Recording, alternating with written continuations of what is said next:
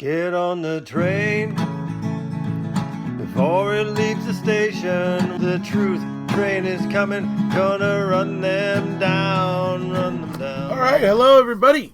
We're back here again with Eric Jose's Countdown to Christmas, revealing the DisingenuWisconsin.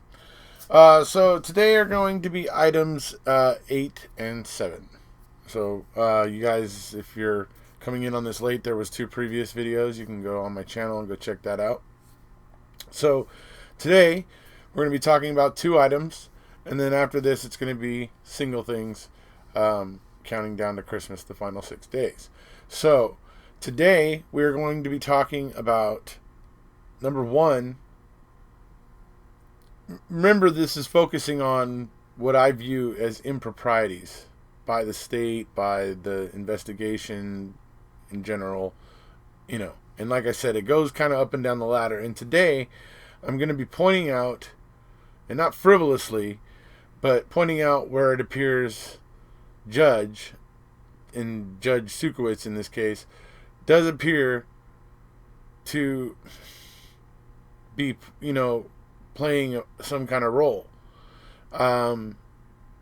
Because, and the reason I say that is because her decision was so unexpected regarding the original motion for post-conviction relief.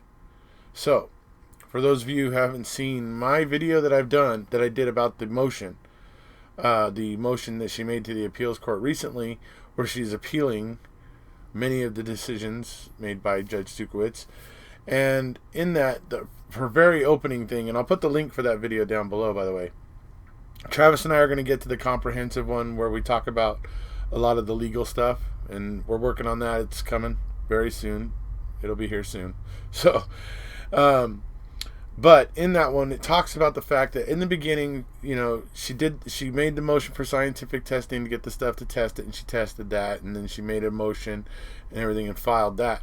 And then while that was pending, because it was a huge motion, there's a lot there to take in, her and the state were starting to make kind of arrangements for her to test more evidence.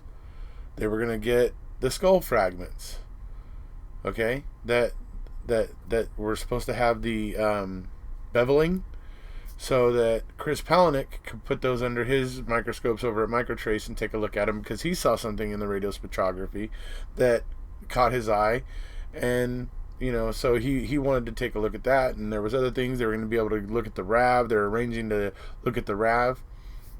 And so they were making all this stuff. And Zellner even asks Tom Fallon, hey, should I let Judge Angie know about this, or should I let Judge Sukowitz know about this, or whatever? And to which Tom Fallon basically tells her, oh, no, let us just work out the logistics of getting the RAV4 down to Calumet County Sheriff's Department for you to come and, and check it out.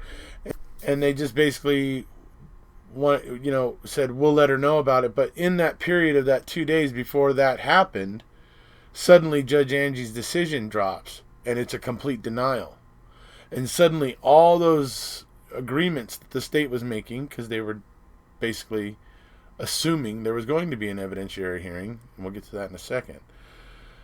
But as soon as that decision comes through, all the dealings, all that stuff, poof, disappears in a cloud of smoke, okay, as the state retreats. So the question then becomes, well, why were they even making arrangements and dealing with her in the first place to let her test more evidence, if they didn't, only to just back out on it? Well, see, the thing is, I don't know, it's all very strange to me. We know that some of these items that she was asking for were actually the bones that have been given back. Those she was actually making arrangements to get some of those bones back then, and like the hip bone in particular, pelvic bone, I believe. Sorry, not hip, but whatever. But pelvic bone. And that she was going to be able to get that. Well, we know that that's been given back. You know what I mean? So there is some very strange kind of questions that arise here. And And we can't say Tom Fallon wouldn't have known that those were given back. No, he was there. Him and Norm Gahn were both there.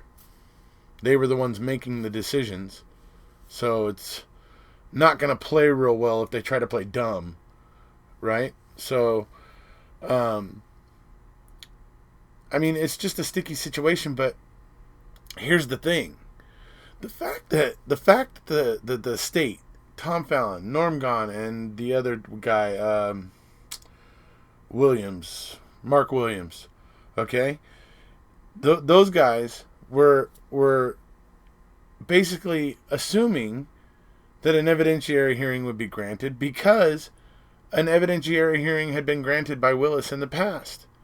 And the current amount of evidence and stuff that was being brought in the motion greatly outweighed what was brought before, and it wasn't merely cumulative. And so these agents of the state figured it was going to go to an evidentiary hearing. And I think that's why they were just kind of assuming and making arrangements with Zellner. And then when that decision came through, they were able to just go, poof, bye-bye. We're out. So it's odd and strange and makes you wonder. I mean, the timing of it all, that Zellner's saying, hey, should I let Judge Angie know? And Fallon's like, oh, we'll wait 2 days while we work out the logistics of getting the RAV4 to Calumet County. And then in that 2 days, boom, the decision comes down and denies everything. I mean, here's the thing. Here's another thing for people to consider and ask themselves. If the state is eager to make this problem go away, and Stephen Avery is guilty, if he is actually guilty, then letting Zellner get her hands on the RAV4 would be the way to make this all go away. Because guarantee if she gets her hands on the RAV4, she's gonna know what's what, because she's gonna test all the things that they didn't. The hood prop, the battery cables, the actual hood where you would actually lift the hood and put your hands and fingers on the hood to lift the hood. Test there and get swabs and swab it all. And if it turns out that Stephen Avery only left 1.9 nanograms on the hood latch and left nothing anywhere else, then, that's a problem. Because if he's leaving 1.9 nanograms, which is an astronomical amount, as you've heard me discuss with Paul and Andrew the other day over on Paul's channel, you heard me talking about it the other night. It's basically an astronomical amount. It far exceeds what should be there, and it actually is more consistent with the amount you would get in a groin swab, approximately. Obviously, these things aren't all an exact science, but approximately speaking, it's more in that area.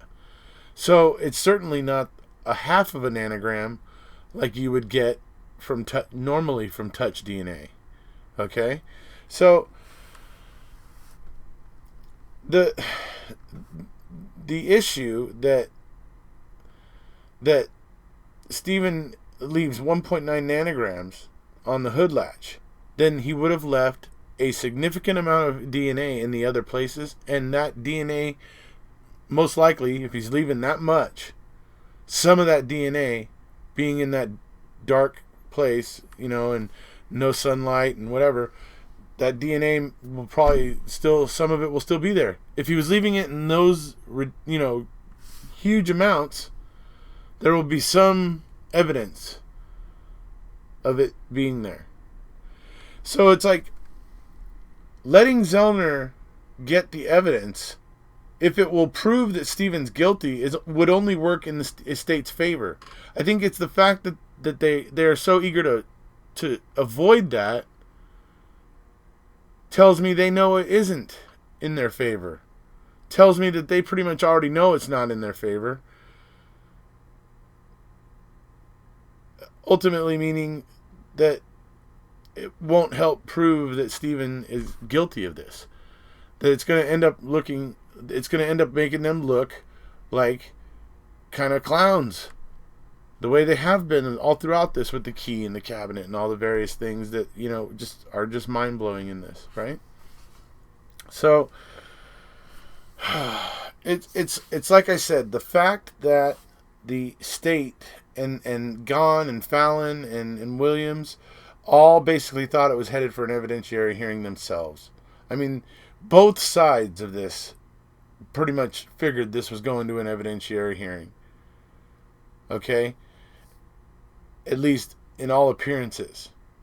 And then suddenly, after you know, Fallon, puts Zellner off for a couple days so that they can work out the logistics of moving the RAV, and suddenly this decision comes through. I mean, it is odd, the whole timing of it and the asking for another 2 days, and instead of having Zellner inform the court right then. So it's to me very interesting, the timing on it. But the fact is that it seems pretty clear that all sides figured it was going for an evidentiary hearing. And like I said, because Willis had granted one in the past, and the evidence that was being brought to the table this time was far more significant than it was previously, and so that's basically meets the standard, and so therefore everybody figured there was going to be an evidentiary hearing on some things in that motion, right? And that's why I say the ultimate denial of it kind of is just very odd, the denying of all of it. And when you look at it, when you think about it, Judge Angie took less time with that 1,000-page motion than she did with the most recent filing about the bones being given back to the hall box. She took more time on that decision of that one single issue than she did with the entire motion for post-conviction relief. So that's another interesting little tidbit. The much larger thing got decided very quickly, and the much smaller thing took a very, very long time. So, yeah, interesting things to note. So that's why I say it's interesting and telling in the sense that because the state figured it's going for an evidentiary hearing as well, that it's only Judge Sukowitz here that seemed to disagree, or that seemed to have a different idea about all this, and so that is at the very least interesting. So, all right, the next thing that we're going to talk about is the bullet. I mean, and I've talked about the bullet a few times, and I'll leave a video or two that I've done about the bullet down below. But, I mean, where to start? Okay, we know from Zellner's testing of sending item FL down to the microtrace labs where Chris Palahniuk could take a look at it and examine it. And they put it under their microscopes, and what do they find? They found particles of wood and red paint. Okay, and no particles of bone. Okay, and they also did other tests to show that if you shoot a bullet through bone and put it under the microscope, you will see particles of bone. They did all that. So that's not, I mean, there's no question that if a bullet passes through bone, you will get particles of that bone embedded in the slug, essentially. So what they find is only particles of wood and paint, or what looks like red paint. So this is a problem, because this is the bullet that King Kratz said went through Teresa Halbach's skull. Okay, if it had, it would have bone embedded in it. Now, what defies any kind of logic is how this bullet would have somehow, even if it somehow didn't pick up the bone, how did it somehow, which 22 bullets usually don't exit the skull. When you shoot a 22 bullet into a person's head, it goes in, but it doesn't exit. It essentially ends up ricocheting around inside because it doesn't have enough force to break out. So, how then did this bullet get out of Teresa Halbach's skull and get bits of wood and paint on it? Because it couldn't have been just fired through. That wouldn't have worked. So that's one thing about the bullet, is obviously what Zellner's testing has uncovered, and that's the fact that it has actually particles of wood and paint embedded in it. Another thing about the bullet, though, is what I've been talking about for a long time, and that's the way that the bullet is found. Okay, you look at the pictures of that, and you can see that the actual bullet is actually sitting on top of like veins of concrete dust underneath it, and the bullet itself is shiny and kind of glossy in a sense. Anybody that knows, if that bullet had been there when there was concrete dust, it would have been covered in a layer of concrete dust. And anybody who knows what concrete dust does to anything shiny, it dulls it big time. It'll make anything shiny look dull. And it's just the way concrete dust is. And you can look around in those pictures and look like into the tool bins, and you can see spots where maybe like a finger has rubbed and cleared away a bit of concrete dust, to where you can see a contrast between the actual color of the cabinet and where it's covered with concrete dust. So that's what concrete dust does. It gets around and it clings to everything. Okay, so somehow this bullet being on top of that dust and clean is very, very strange. You know what I mean? On top of the fact that it only has particles of wood and paint. So the next thing that's of interest is, the concrete dust itself, and how it moved around. Well, basically, if you look, there's a shot of looking into Stephen Avery's garage where they've got it kind of cleared out where you can see the floor, and it looks like that when they've had the garage door open, there was some wind there, and what it was doing was blowing that dust. On by the time March 1st rolled around, it was blowing that dust, and you can see the dust is in an arc kind of going towards the back of the garage. So you can see this arc where the dust and where the floor is kind of cleaner, and where the floor has more of the concrete dust on it left over from jackhammering the crack. And so you can see this kind of arc on the floor where the kind of not dusty floor meets the concrete dusty floor. So that would suggest what? That would suggest that the wind was blowing the concrete dust after the jackhammering. Wind was blowing that concrete dust and creating that arc. Right? So how, if this wind is being blown toward a piece of lead sitting on the ground, how is that dust not getting on it in the little concave shape on top of it? How is that not happening? Because it's clear that the wind had blown that dust around, because you can clearly see that arc.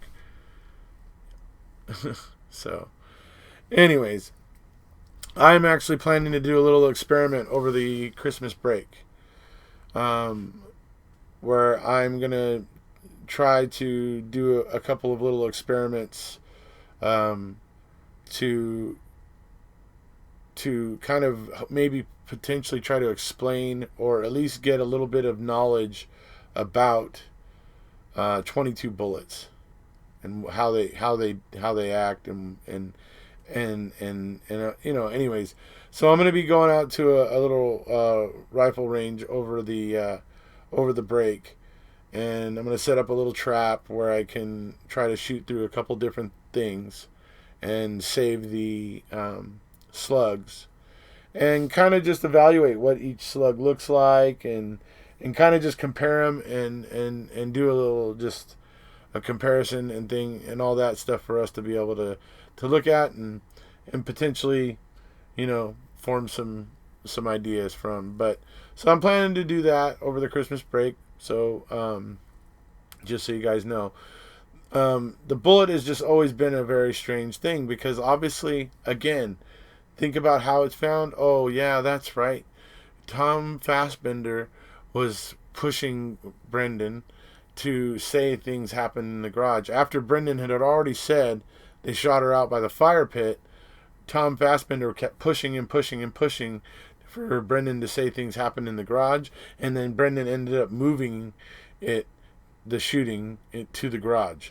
And then on March 1st, March 2nd, when they go back in to the Avery garage, suddenly we find this really clean bullet sitting on top of the concrete dust in the garage. And then we now know that bullet has not bits of flesh or bone or anything like that, but bits of wood and paint. Red paint. Like the color of paint on the outside of the Avery garage.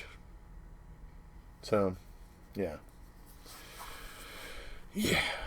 So, anyways, that's, the bullet and has always just been just an odd thing.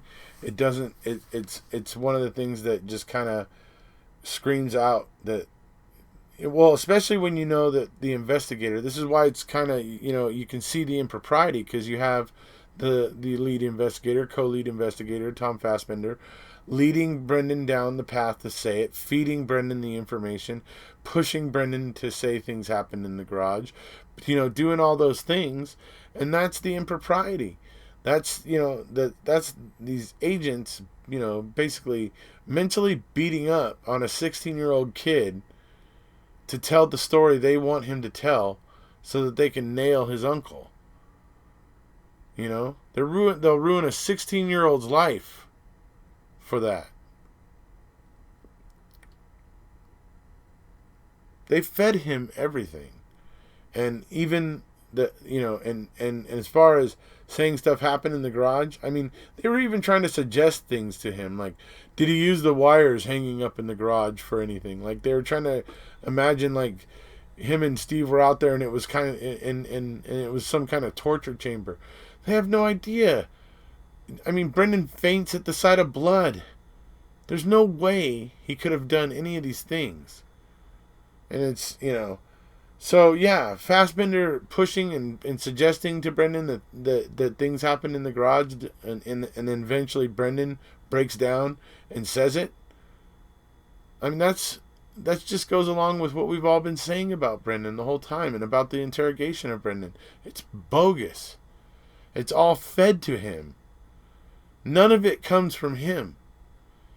And the one thing that if they didn't give it up, if they didn't give it out on their own, if Brendan had said it, that would have possibly proved that he actually was involved.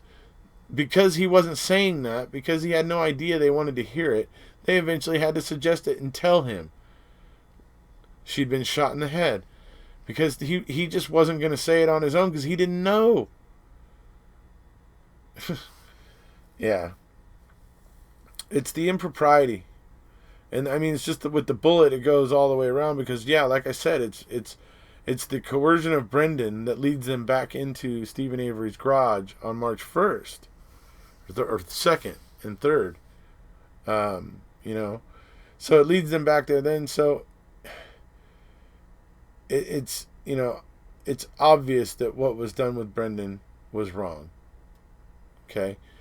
It's, I think, a tragedy what happened at the On Bank review. Those judges can look at what was going on there, and they're okay with that. They can go home and sleep at night, apparently. The minority judges were definitely very, very convincing in their arguments, and the way that in the things they were pointing out. and obviously Hamilton was weak with his, saying that, well, he said they stabbed her and raped her. It's like, yeah, you can't prove either one of those things happened. There's no actual evidence that proves either one of those things happened.